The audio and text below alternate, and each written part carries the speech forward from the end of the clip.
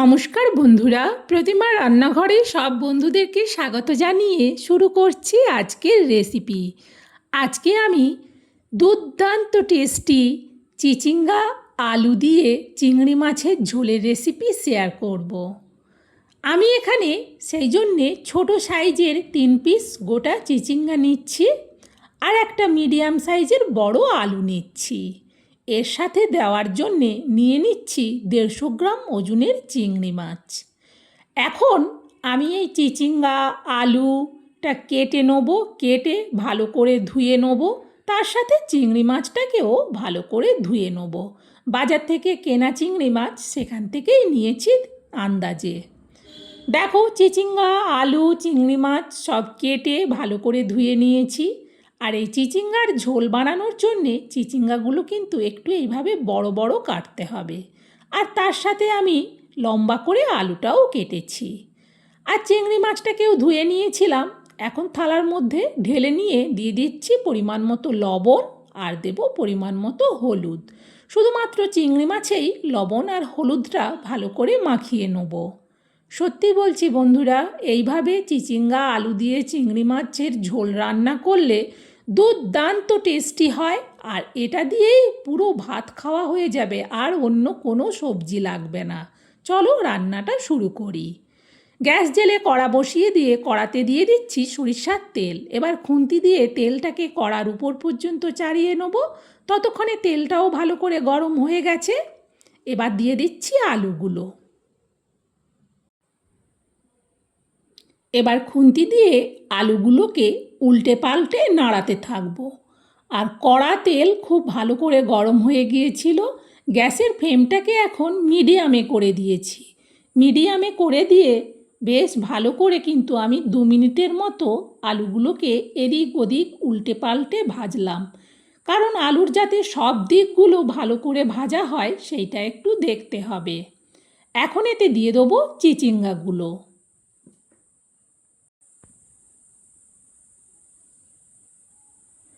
সব চিচিঙ্গাগুলো দেওয়ার পর খুন্তি দিয়ে আবারও আলুর সাথে মিশিয়ে চিচিঙ্গাগুলোকেও উল্টে পাল্টে নাড়াতে থাকবো। আর চিচিঙ্গাগুলোর থেকে কিন্তু একটু জল বেরোয়, সেই জন্যে গ্যাসের ফ্লেমটাকে আবার আমি হাইতে করে দিয়েছি। হাইতে করে দিয়ে ভালো করে এবার খুন্তি দিয়ে নাড়াতে থাকবো। দেখো, আগের থেকে কিন্তু চিচিঙ্গাটা অনেকটা কমতে শুরু করেছে।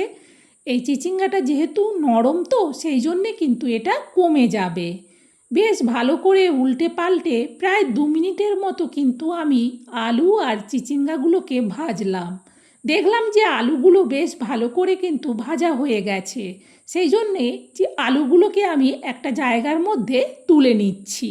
চিচিঙ্গাগুলোকে আরও একটু ভাজবো। সেই জন্যে আলুগুলো তোলার পর এবার কিন্তু চিচিঙ্গাগুলো একটু নাড়াতে সুবিধা হবে। আরও প্রায় আমি 2 মিনিট চিচিঙ্গাগুলোকে ভাজলাম। এবার চিচিঙ্গাগুলোকেও একটা আলাদা জায়গার মধ্যে তুলে নিচ্ছি।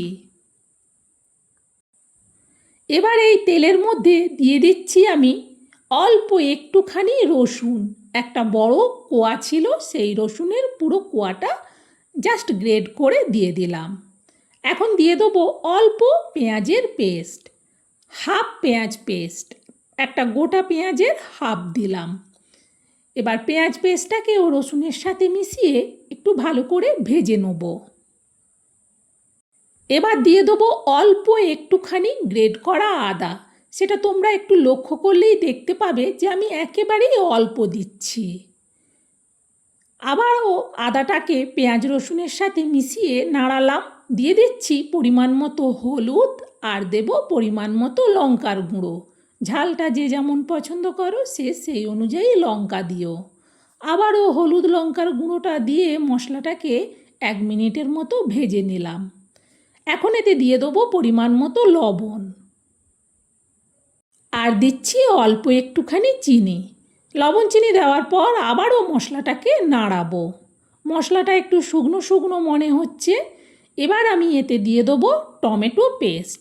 টমেটো পেস্ট দিলে কিন্তু মশলাটা আবারও জল জল ভাব হয়ে যাবে, তখন মশলাটা আরও একটু ভালো করে ভাজা হবে।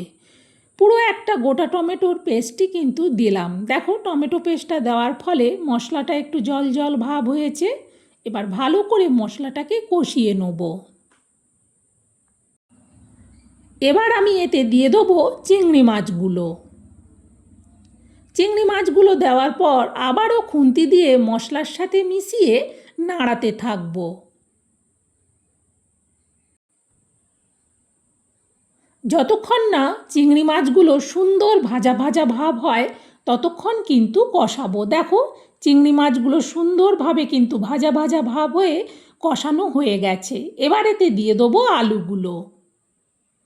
সব আলুগুলো দেওয়ার পর আবারও খুন্তি দিয়ে ভালো করে চিংড়ি মাছ মশলা আর আলুকে একসাথে মিশিয়ে নেব। আলুও ভাজা আছে, চিংড়ি মাছও কষানো হয়ে গেছে। এবার এতে দিয়ে দেবো পরিমাণ মতো জল। যেহেতু আমি ঝোল বানাবো সেই জন্যে একটু বেশি করেই জল কিন্তু এতে দেবো। খুন্তি দিয়ে নাড়িয়ে দেখে নিলাম। দেখে নেওয়ার পর এবার আমি এটা ঢেকে দেবো। ঢেকে দিয়ে গ্যাসটাকে কিন্তু বাড়িয়েই রাখবো, তাহলে তাড়াতাড়ি ফুটে উঠবে। ফুটে ওঠার আওয়াজ হতেই আমি কড়ার ঢাকনাটা সরালাম। দেখো কতটা সুন্দরভাবে তরকারিটা ফুটে গেছে। খুন্তি দিয়ে একটু ভালো করে নাড়িয়ে দেখে নিলাম। দেখে নেওয়ার পর এটা কিন্তু আবারও ঢেকে দেবো। এবার কিন্তু গ্যাসটা কমিয়ে রাখবো, কারণ আলুটা একটু ভালোভাবে যাতে সেদ্ধ হয়। প্রায় মিনিট দুয়েকের মতো বাদে কড়ার ঢাকনাটা আবারও সরালাম। কি ভীষণ সুন্দর গন্ধ তরকারিটা থেকে। খুন্তি দিয়ে ভালো করে একটু নাড়িয়ে দেখে নিলাম। এখন এতে দিয়ে দেবো জিরে বাটা।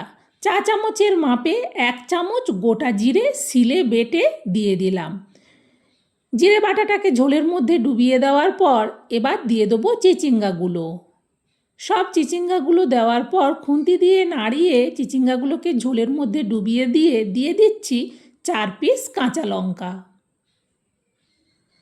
এই কাঁচা লঙ্কাগুলো গোটাই রাখলাম, ভাঙলাম না। আবারও ঢেকে দিলাম।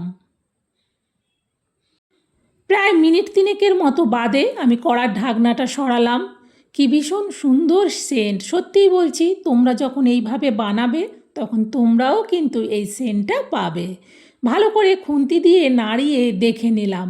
দেখো কতটা সুন্দরভাবে ঝোলটা হয়ে গেছে। আলু, চিংড়ি মাছ, চিচিঙ্গা সব কিন্তু সুন্দরভাবে সেদ্ধ হয়ে গেছে। এখন আর এই ঝোলটা কিচ্ছু করতে হবে না। এবার এটা নাবিয়ে নিতে হবে। সত্যিই বলছি, এইভাবে চিচিঙ্গা আলু দিয়ে চিংড়ি মাছের ঝোল বানালে দুর্দান্ত টেস্টি হয়। অনেকটা ঝোল, সেই জন্যে একটা বড় স্টিলের বাটির মধ্যে পুরো ঝোলটা ঢেলে নিচ্ছি। তাহলে বন্ধুরা, এইভাবে দুর্দান্ত টেস্টি একটা রেসিপি আমি তোমাদের সাথে শেয়ার করলাম। আমি দুর্দান্ত বলছি, কিন্তু তোমরা যখন বানাবে আর বানিয়ে খাবে দেখবে এটা দুর্দান্তেরও উপরে। বন্ধুরা, আমার এই রেসিপিটা তোমাদের কেমন লাগলো সেটা কিন্তু কমেন্টে জানিও। ভালো লাগলে একটা লাইক দিও আর রেসিপিটা তোমরাও শেয়ার করে দিও। যারা কখনো এইভাবে চিচিঙ্গা আলু দিয়ে চিংড়ি মাছের ঝোল রান্না করে খায়নি, আমার দেখানো প্রথম থেকে পদ্ধতিতে বানিয়ে খেয়েও মুখে লেগে থাকবে। আজকের মতো বিদায় নিচ্ছি বন্ধু।